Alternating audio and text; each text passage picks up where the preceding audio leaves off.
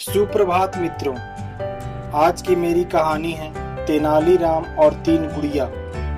एक बार राजा कृष्णदेव राय के दरबार में एक विदेशी व्यापारी आया। इस व्यापारी ने राजा से मुलाकात कर कहा कि उसने सुना है कि राजा के पास कई सारे मंत्री हैं और उसने इन मंत्रियों की बुद्धिमानी के बारे में काफी कुछ सुना हुआ है। व्यापारी ने राजा से अनुमति मांगी और कहा कि वो उनके मंत्रियों के ज्ञान की परीक्षा लेना चाहता है। राजा ने भी उस व्यापारी की बात मान ली और कहा कि वो उनके मंत्रियों की बुद्धिमानी की परीक्षा ले सकते हैं।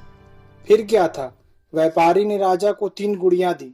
ये तीनों गुड़ियां दिखने में एक जैसी थी।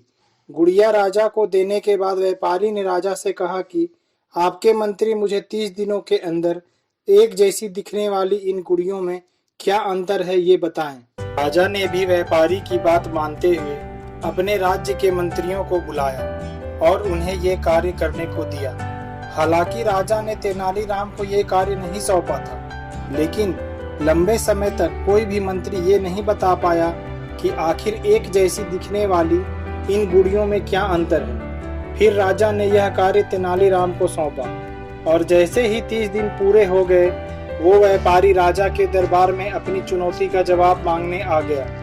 फिर क्या था, तेनालीराम ने उस व्यापारी को कहा कि इन तीनों गुड़ियों में से एक गुड़िया अच्छी है, एक ठीक ठाक है, जबकि एक बहुत बुरी है।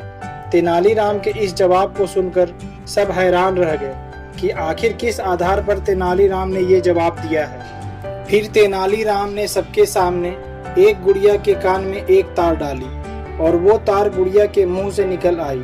फिर इसी तरह उन्होंने दूसरी गुड़िया के कान में तार डाली और वो तार उस गुड़िया के दूसरे कान से निकल गई और अंतिम गुड़िया के कान में तार डालने पर वो तार किसी भी जगह से बाहर नहीं निकली। जिसके बाद तेनालीराम ने कहा कि जिस गुड़िया के मुंह से तार बाहर निकली है वो गुड़िया बुरी है, क्योंकि उसको अगर कोई कुछ भी बताएगा तो वो सबको उस बात की जानकारी दे देगी।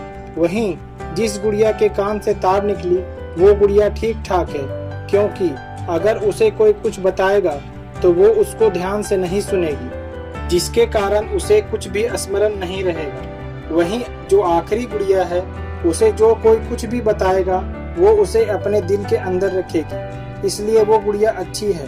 इस तरह से तेनालीराम द्वारा दिए गए जवाब को सुनकर राजा के साथ साथ वो व्यापारी भी हैरान रह गया। तेनालीराम के इस जवाब को सुनकर राजा भी काफी खुश हुए। उस व्यापारी को भी समझ में आ गया कि उसने जो राजा के मंत्रियों की बुद्धिमानी के बारे में सुना था वो एकदम सही था।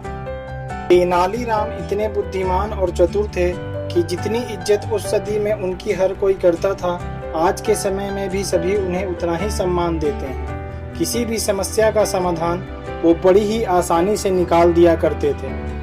मेरे जो भी मित्र चैनल पर अभी आए हैं, उनसे आग्रह है कि चैनल को लाइक और सब्सक्राइब जरूर करें और हमारा हौसला बढ़ाने में सहयोग करें।